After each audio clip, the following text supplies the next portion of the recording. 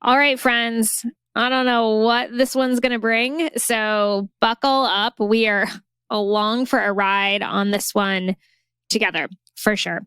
As is most things with me, I do a lot of processing while I am out running in the cold and dark on the streets very early in the morning. And I am at a place right now, business wise, where there's a lot of moving parts and there's a lot of really exciting things happening.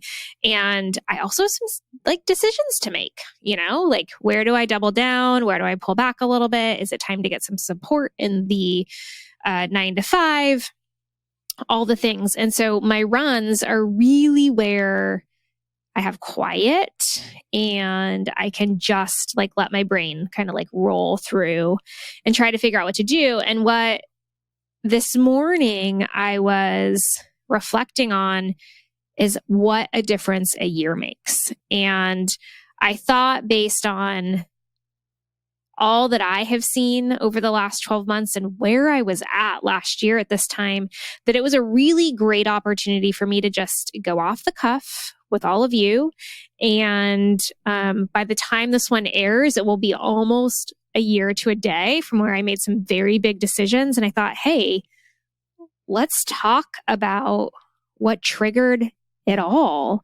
And I think that all of you are going to be able to learn some kind of key pieces of wisdom here as I go. So bear with me. Probably going to be a little bit rambly, but I promise in the end, we'll get really succinct around some things that you can consider or some actions you can take if anything here resonates with you. So for those of you that haven't listened to all of the earlier episodes or are a little bit new to the party or have been bouncing around based on the topics, what's important to note is that right now, where I sit, it is April of 2023. And in April of 2022, I came to a very, very clear resolution. And that in the coming year, I was going to massively change my working environment. And what I mean by that is I had been inside of a company for 15 years. In fact, I had only ever worked at 2 companies since I had graduated from college. And in this day and age, that's not an easy thing to say. Between layoffs and people just jumping around because that's more our culture, this concept of staying at a company for your whole entire life just doesn't exist anymore. And so it was always with a lot of trepidation and fear that I thought about leaving. I had been somewhere for 15 years. I knew how it worked backwards and forwards. I knew so many people. I was very connected.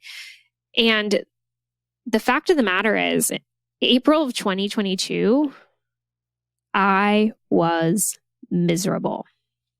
I was miserable, and I was in an environment that I could not excel in. There were relationships that were damaged beyond repair. There were business practices that I did not agree with. I wasn't showing up for my people and myself the way I wanted to be. And candidly, I was bored out of my mind. And here's the thing, I couldn't actually tell anybody that I was bored out of my mind. Because what is somebody to do when they're a C-suite executive and they've hit like the top? Like that's the goal. That's where you want to work towards. And then you tell everybody that you're bored? Yeah, that wasn't going to fly. So I was miserable. I was in a toxic environment, one I could not thrive in, and I was bored. And in April of 2022, through a very close small group of women in my chief network and a close friend, I saw the light. I came to the realization finally that it was time to move on, that it was time to say goodbye to what was and say hello to what is. And that was that I needed a new environment in order to serve myself and my family and my employees and all of the things so much better. And so I asked for help. I asked for help everywhere. And I found an amazing company to write my resume and update my LinkedIn bio and teach me how to interview as an executive, because that's a different skill set than interviewing as a non-executive. And I found a support system to encourage and cheer me on, all while nobody at my corporate job knew any of this was happening. And during this period of time, we had been told that there was going to be an assessment done of a few of the executive leadership team just to see where we had development opportunities. And let me tell you, I have been through every personality survey, every assessment. I mean, you name it. I have taken all the tests. I've done all the interviews. And so when this came up, I thought, oh God, not this again. Like, I had passed all the tests that this company laid out for me to become an executive. I didn't need to take any more. And as the days got closer and I needed to start participating in these interviews, I was doing it with dread, absolute dread. And part of me was dreading it because I firmly believed that the reason this was happening is because somebody was looking for ammunition to prove that I couldn't do the job. Somebody was looking for evidence that said, look, we got it. She's actually not qualified. Because the place that I was in was not only miserable and toxic and boring, I also felt under attack constantly. I felt vulnerable. I felt like I was not in control. And because of that, I became paranoid. I think anybody rightfully so would. And friends, I'm here to tell you, because we don't talk about it ever, that when you get to the top, everybody is out to get you. Everybody. Because you have one spot, the one spot that everybody else wants to have. And so you are constantly under attack, defending your position, and doing what you can to stay in the seat. It's lonely, it's miserable, it's emotionally taxing, and nobody, not anybody, ever says this out loud. So here I am spilling the tea, 7 minutes into the podcast. This is what you sign up for if you decide that you want to see the beginning of your title. So I went into this assessment not in the best frame of mind. And I also knew that if they were going to test me, I was going to pass with flying colors. If they wanted to see if I was good enough, I would show them that not only was I good enough, I was better. So I focused, I slept well the night before. I put all of my energy into that interview. And about halfway through, the gentleman conducting the interview paused and looked at me at one point and said, "You are a lot." And to this day, I don't know if he was trying to poke the bear or he really meant it, or he did not understand how derogatory that was. But it infuriated me, because what I realized right then in that moment is that I had spent years trying to be smaller. I had spent years trying to fit into a box that I couldn't fit into. I had spent years being quiet and listening and not speaking up, because that was what was expected of me. Because what was expected of me in order to earn the right to have the seat at the table was to get along. And him saying that right then just set off an entire process in motion. Because the thing is I'm not too much. I'm just the right amount if I'm in the right room. I'm not too much. I do not care too much. And if they believe that I do, I am in the wrong place. And so by the time that interview ended, I was so angry. I called my friend and I was like, "You will not even believe how this went." And rightfully so, she was angry with me because she had heard this too. And it just lit a fire in me. This is the wrong place. I'm tired of being forced into a situation and a circumstance and a personality that does not fit. And so I doubled down. I had already hired the resume writer, but I was like, this is it. We are applying for jobs. We are doing the thing. We are getting out of here. I am tired of being inauthentic. I am tired of being told that I'm too much. I am tired of having to watch what I say. I'm tired of constantly getting attacked. I am tired of this. I'm made for more. And that fire he lit in me, I mean, thank you to that man, because my life wouldn't look the way that it looks today without it. That's not where the story ends, though, friends. And why I give him the benefit of the doubt that he was just providing feedback or making a comment, didn't really understand how infuriating what he said actually was. Because weeks went by and the assessment closed and they needed to do a readout to us and they needed to send a report. And I didn't want to do any of the things. I didn't want to see the report. I didn't care what they had to say. Yet, I was curious. I was curious because this was an independent third party that was paid money to do it. They were supposed to be unbiased. I was curious because, like anybody else, you don't get a lot of feedback generally. And I had a boss at this point that was giving no feedback.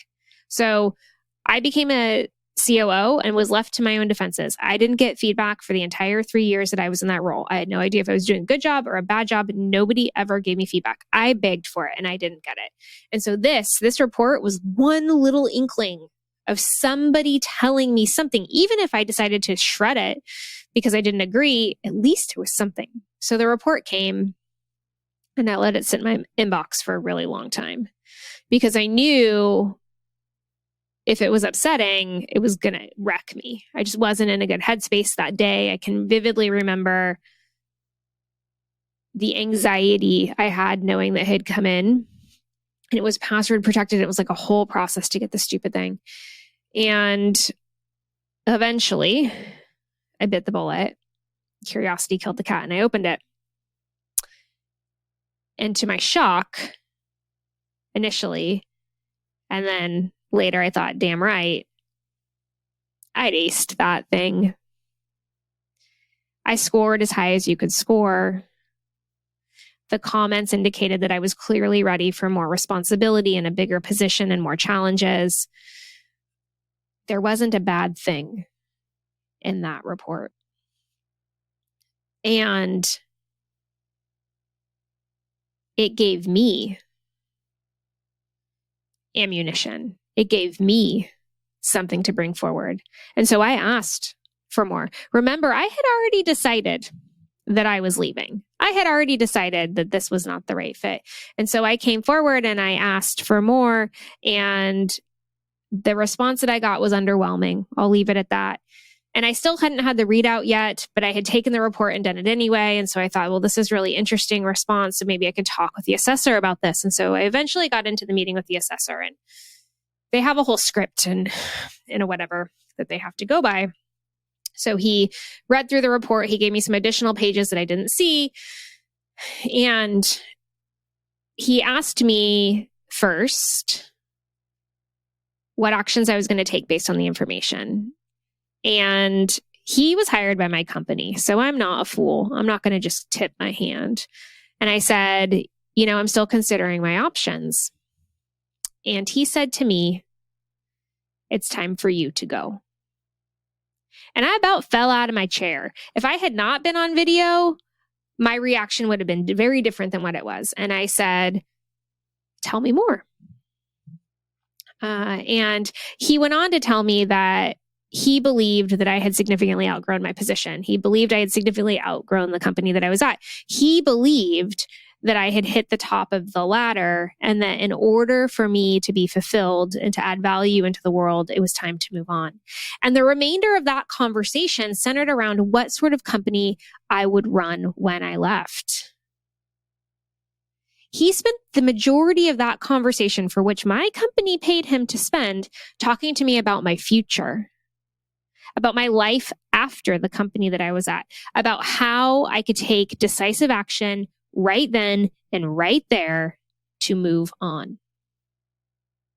He shared some other things with me that also indicated that it was overdue. That a lot of the assumptions that I had made were in fact based in fact, and that my timing couldn't have been better. This was the actual turning point, because he breathed belief in me that I did not have. You see, part of that toxic environment had me second guessing whether I was qualified. I was looking at roles that were multiple levels down from where I was because I didn't believe that I was equipped to do the job, because that had been my constant narrative for the last 3 years. This man, in the course of 90 minutes, with a report and his words, breathed more belief in me than anybody else had in the corporate setting, and not just 3, but maybe 5 years. And I remember getting out of the meeting with him and thinking, now what? I never, ever, from small child to grown adult, thought that I would run a company. I never considered that I would hold the title of CEO one day. That was not something I could visualize or imagine, because honestly, I didn't know anybody that had. I didn't have a single human in my life that had achieved that level of business success. I didn't know what that looked like. I didn't know what that meant.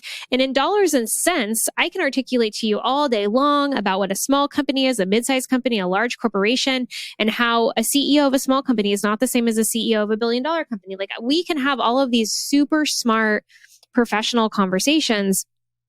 And in that moment, I thought, well, if he thinks I can run a company, then I think I can run a company. And so what sort of company do I want to run? And from that moment on, I redirected all of my attention and energy into finding opportunities and having conversations that were going to get me into the room of people that were looking for others to run their companies. All that it took was one qualified person to have a direct and vulnerable conversation with me, to open up the door to visualize a completely different life than the one that I had experienced, that I knew, that I had seen. The door swung open. I have a new chapter. I have another book. Heck, I have a whole series or an anthology of books out there. And while I don't even remember the dude's name, no joke, he permanently redirected my career. And with that intentionality in mind, the sky was the limit. And it taught me very quickly what I would not tolerate and what I would not stand for, and what I would exclude from my search because it was beneath me. And when I started interviewing and having conversations, it was for roles significantly bigger than what I had done before. And there's financial inputs there, and there's other considerations, and we can go into that at a later point. But the responsibility, the span of control, the authority, the autonomy, level of influence, the circles I would be brought into just by virtue of having those roles were infinitely bigger. And it was all because I had somebody see something for me and then create the vision that I could rally behind and I could identify with, and that I could bring home as my own vision, and I could bring it to life. See, the moral of this story isn't that I picked myself up by my bootstraps and figured shit out. The moral of the story is that we all need a community, a trusted advisor, confidants that can point out the obvious to us when we are blind, who can tell us that there is opportunity right in front of us, which we cannot see because we are so damaged by what we are currently in. all it takes is letting one person in who has your best interest at heart and can see through the muck that you're trudging through and help you to shore. That's all it takes. This is why mentorship is so incredibly important in every aspect of one's life. And at some point, professionally, we put it off to the side. We deprioritize it. We say, it's not important for me to have a relationship with somebody who's been there and done that and can show me the way because I just don't have time. Well, let me tell you what I didn't have time for. Wasting 3 years of my life in a dead-end job. You know what I didn't have time for? Wasting 6 months when I could have been searching for a job because I thought I didn't know how and I was set up to fail. You know what I didn't have time for? Doing other people's work. If I had sought out mentorship, if I had found a trusted confidant, if I had found somebody that was going to tell me like it was and redirect me in the direction of the shore, I would have gotten through all of that muck so much faster. And as I was on my run this morning, I thought back to that person that I was a year ago. I don't even recognize her anymore. And those conversations that I had with that assessor, and I am so grateful for that season of my life. I am so grateful that I had people looking out for me and that were offering help and that saw what I was capable of when I couldn't.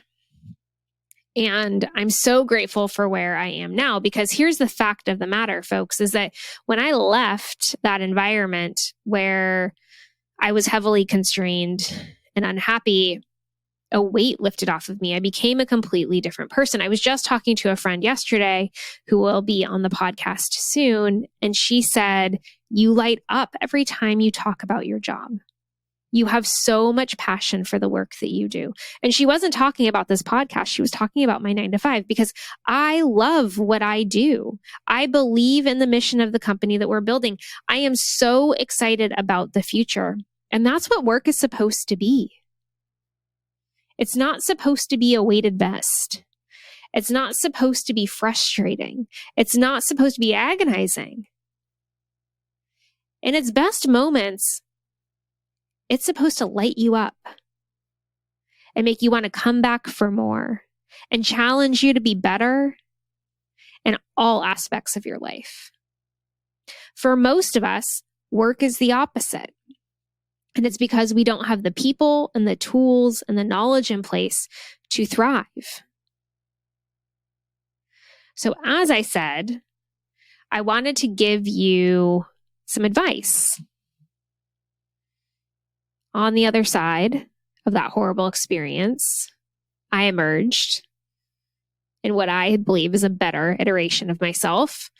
I can tell you I have less stress. I tell you I sleep better. I can tell you my health is better. I can tell you that the ideas are back, and my ideas had died back in that phase. And if you know me, I always have ideas. So that was a real tell.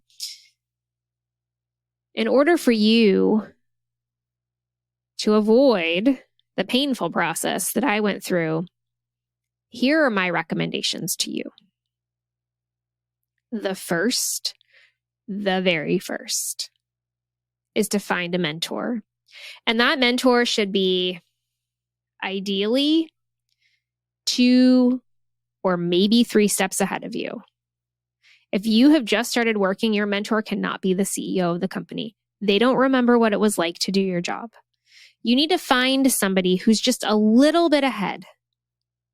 Not giant leaps forward, just a little bit ahead, and be vulnerable with them. My recommendation would be that mentor is not inside your company.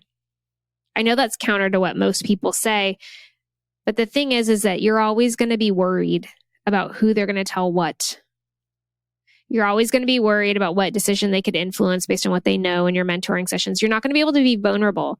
And if you're not vulnerable, you're not going to get the benefit of the mentorship. So the first thing that you need to do is you need to find a mentor outside of your company.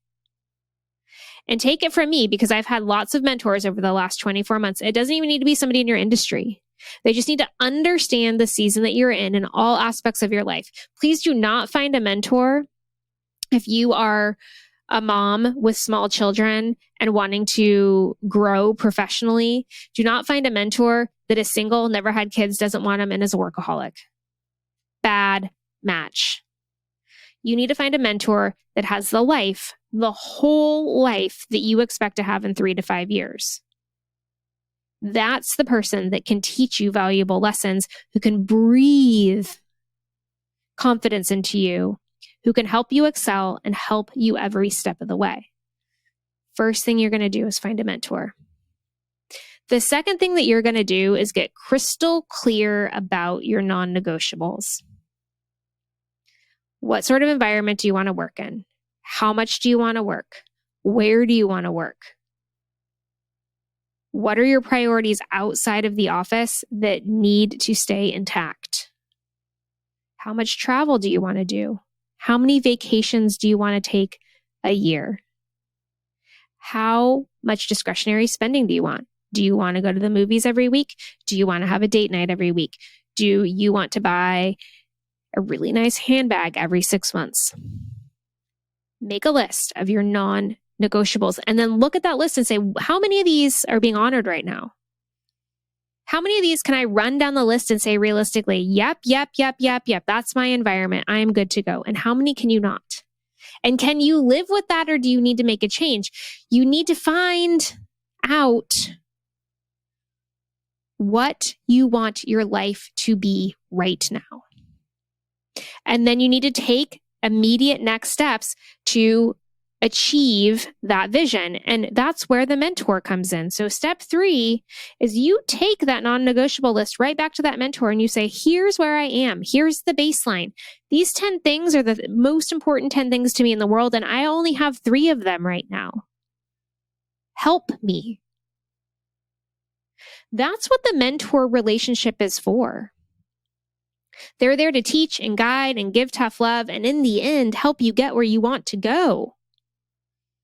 A mentor is not a place for a bitch session. It's not a place to gossip about other people. It's not a place to ruminate about your situation. It's a place to get advice and feedback so you can take decisive action. So take that non-negotiable list to that mentor and build an action plan. And then here's the kicker, friends. Here's the kicker. A girl's got to execute. A dude's got to execute. You have to follow through. So if you take that list and you work with your mentor and you have an action plan, the buck stops with you. You actually have to do the work. You have to find the different job. You have to set the boundaries with your calendar. You have to schedule the vacation and take it. You can align all of the things. You can have the best mentor in the world. You can be really clear on the life you want to live. And if you don't take action to get it, you'll never have it. See, the story that I told you, sure, is a story of triumph. It's also a story of action. Because I had mentors around me. They fed into me. They provided me feedback. I came to them and said, this is what I want to have. This is my vision of my next immediate step. And then they helped me build an action plan to get there. And let me tell you, none of that was hard. Once I had woke up and smelled the coffee and realized that I needed to do something, none of that was difficult. What was difficult was taking the action. I'm an introvert. I know it's hard to believe because I've got a podcast, I'm on social all the time, and if you see me in real life, I'll always chat your ear off and we have a great time. But I am an introvert. And so one of the primary action steps I had to take was go have conversations with people I had not talked to in years. I needed to go schedule networking conversations with acquaintances, let's use that word, and talk to them. And not only talk to them, I needed to talk to them to an endpoint where I would get a referral of who to talk to next. It scared the holy hell out of me. The last thing that I wanted to do was hop on a video call with a near stranger and ask them for help. And yet, all of the mentors, all of the experts, they helped me develop that action plan and said, if you do it, you will have success. So I bit the bullet and I took the action. I even went so far as to going to multiple in-person networking events, which I cannot stand. The level of anxiety that I have when somebody says, come to this event where you know no one and have a cocktail and get to know and talk to people and socialize and have small talk, my anxiety goes through the roof. And it is not because I do not know how to do this. Friends, let me tell you, I know how to have a conversation. I have spent countless hours training with guide culture for exactly this moment. I know how to do this. And yet in the car on the way there, my heart rate is going wild and I'm anxious and sweating because I have to do this thing. Yet we all shook our heads that these were the steps one had to take in order to achieve the result I wanted. And so I did it.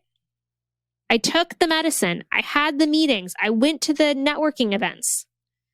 I attended every single webinar I could to meet people. I even did a speed networking more than once where you're literally in Zoom and like running around breakouts and introducing yourself 75 times to people. I did it all because it was on the action plan. And what I can tell you is that because I had taken my non-negotiables to the mentors and the mentors had come back with a aligned action plan, and then I took the aligned action within weeks, not months, weeks, I was connected to people that were hiring.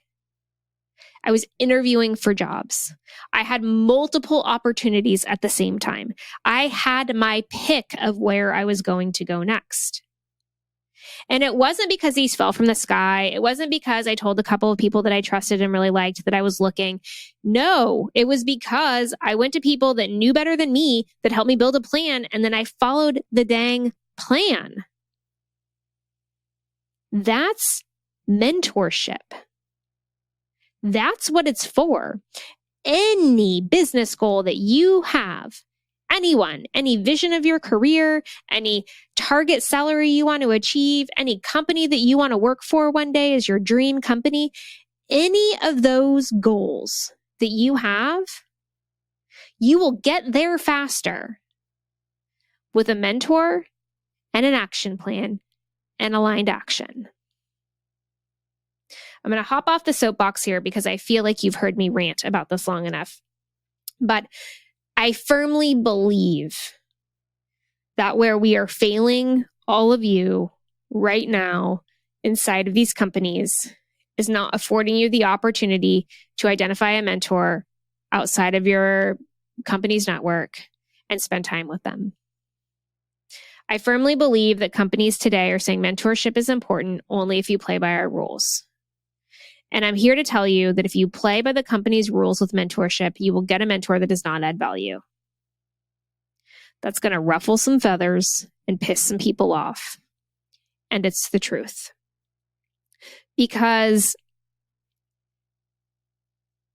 when you take a mentor that's appointed to you or suggested to you, generally, they're not going to be aligned with the criteria I laid out at the beginning, which was they have to be living the life today that you hope to be living in the future, whatever that means.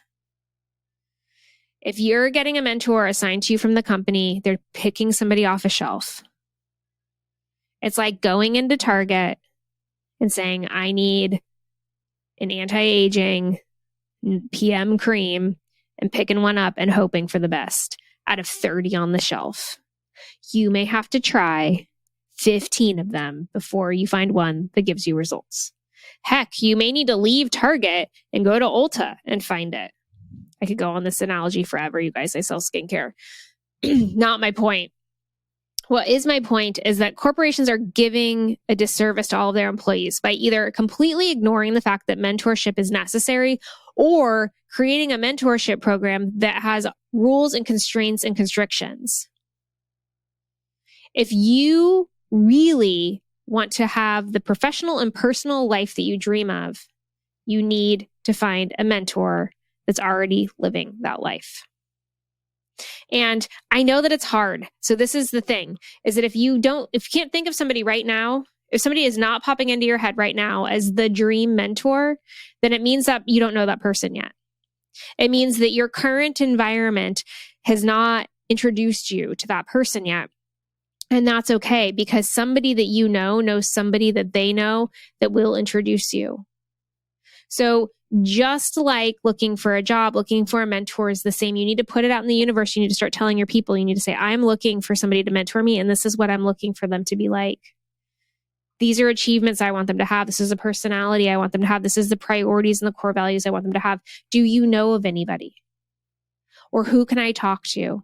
And you start having the conversations. You go out into the world and you tell people what you're looking for. You cast the net. And I guarantee if you cast the net, you'll find a mentor. This is so important. So incredibly important. I mean, honestly, mentorship in every avenue of your life is incredibly important. Think about it. If you want to learn how to run a marathon, you hire a running coach. If you want to improve your nutrition, you go find a dietitian that can coach and mentor you. If you want to be a better parent, you go out and you find a parenting mentor.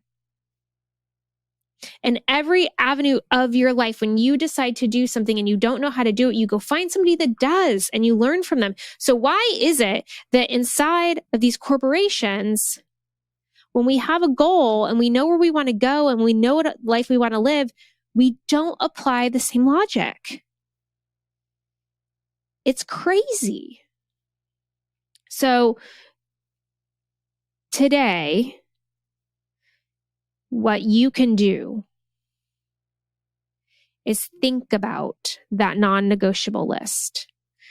Come up with it. And then think about who you need to learn from. What sort of person? Is it somebody that's had kids and they're now, 7 to 10?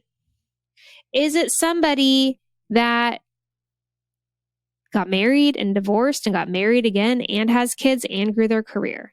Is it somebody that is married and doesn't have kids and doesn't want to, but heck, wants to use all of their vacation every year and not work during the vacation? I don't know what your list of non-negotiables are. That's the best part, is they're going to be different for all of us. But create that list and then identify what characteristics a mentor would need to have in order to help you get there. And then you go find that person by talking to others. As I started this podcast, I said that I'm in kind of a season of shift. It's been a year. Oh, how has it been a year? A year ago, I did not have so many things in place and I was miserable. And that is not where I am today. And the shifts that I see coming and the next steps that I need to take along all of the dimensions of my life are big ones. This is tectonic plate shifting sort of work that's happening. This next 9 months of this year are when major moves are happening along all of the dimensions, and I need to level up on my mentor. The rooms that I got in to get here are not the same rooms that I need to be in to get where I want to go. And 2022 taught me that. So I'm working through right now what my list of non-negotiables is, what sort of mentor I need to have next in order to achieve that vision I want, near term, midterm, and long term. Because everything that I outlined to you, I'm actively doing today. That's why I recorded the podcast today. This is what's happening live in my brain. Who do I need to meet next? Who do I need to be introduced to next? Whose room do I need to enter into next? And is it the right time? Is it too early? Should I go into the room before I'm ready? Those are the thoughts and conversations I'm having with myself right now. And I'm having them with my current mentors. We're having a conversation very transparently on if they can continue to serve me or whether it's time for me to move on. Because that's the beauty of having a mentor that's aligned with your goals and objectives, is they can identify, you know what? You said that this is what you wanted. You achieved it here. Let's help you figure out the next place to go. Having mentors is a lifelong endeavor, and they need to change as you change. This is not a once and done activity. It's an evolution of you and what you need to achieve your dreams. I hope that today's podcast was helpful for you. I want to invite all of you to DM me on Instagram or message me over on LinkedIn if you're looking for a mentor and you don't know where to start, because I want to help you. And in the show notes, you are going to have a freebie that's going to outline very specifically the steps that I listed out for how to find a mentor that matches what you need in your current season. So I am grateful for all of you that are here and that listen to me ramble when I do this on these podcasts. I hope that something today was helpful. I hope that it's inspired you to get a mentor. And don't forget to download that freebie, because it is a really, really great place for you to start your journey. Friends, until we meet again, please remember that you are wise, you are capable, and you are strong. And I believe in you.